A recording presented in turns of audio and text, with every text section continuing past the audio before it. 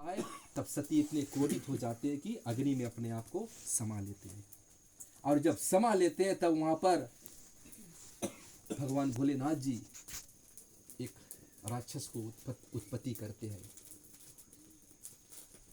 वो अपने जटा से बाल से निकाल कर उसकी उत्पत्ति करते हैं और जाकर राजा दक्ष का जो सर है उसको काट देते हैं। और जितने भी देवी देवता होते हैं उनके ऊपर भगवान भोलेनाथ जी अनेक क्रोधित हो जाते हैं और क्रोध में होकर वही पिनाक धनुष जो उठाकर उनके ऊपर छोड़ना चाहते हैं। वही पिनाक धनुष जो भगवान जो ब्रह्मा जी ने दिए थे बनवाकर।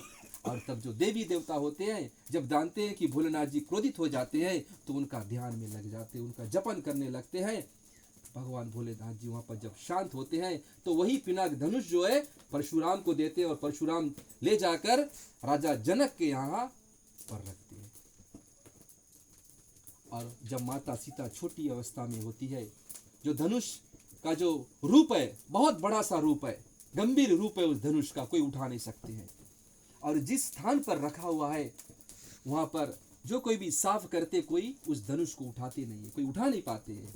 और छोटी अवस्था में माता सीता क्या करते, खेलते खेलते उस धनुष को उठाकर यहाँ से दूसरी जगह रख देते हैं। और जब राजा जनक देखते हैं कि अगर कोई वस्तु हम कुछ दिन तक किसी जगह पर रख देंगे तो कुछ मैल सा गर्दा हो जाएगा ना, तो उठाकर अगर हम थोड़ी सी उसको शिफ्ट करेंगे तो हमें यह मालूम होगा कि किसी ने उसको खसकाया वहां से।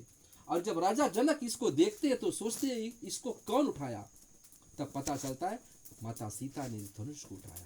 तो उसी समय राजा जनक जी प्रण लेते हैं कि जो कोई संसार में जो कोई पुरुष इस धनुष को उठाकर तोड़ेगा वही मेरे कन्या के मेरे बेटी के साथ में उसका विवाह होगा। वही प्रण रखते हैं।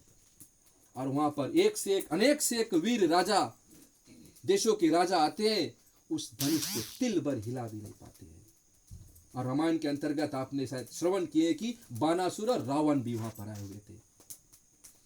रावण आए थे, अपना शक्ति दिखा रहे हैं, उस धनुष को उठाना चाहते हैं लेकिन धनुष को तिल भर उठा नहीं पाते, उनकी हंसी हो जाती है और बानासुर रावण वहां से फिर चले जाते हैं। और भगवान मर्यादा पुरुषोत्तम भगवान श्री रामचंद्र जी उस धनुष को तोड़ने के बाद में जो माता सीता है प्रभु श्री रामचंद्र जी के गले में अपना जो वरमाला उसको डालते हैं।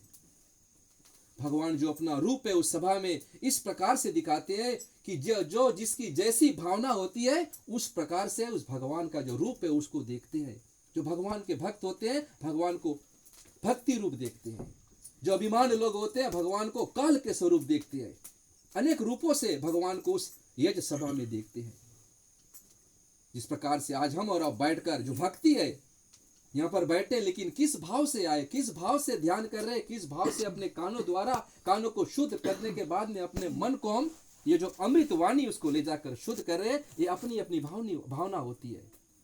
ये नहीं कि हम बैठा हुआ है ध्यान कहीं हो रहे तो कोई फायदा नहीं इस सभा में इस भक्ति रूपी जगह पर आकर। यह जरूरी है कि बैठकर शक्ति पूर्वक शांति पूर्वक जो कथा है उसको बखान करे, अपने जीवन में उतारे, अपने अंदर उतारे, अपने जीवन में इस्तेमाल करे। यही भक्ति का सबसे सच्चा स्वरूप होता है।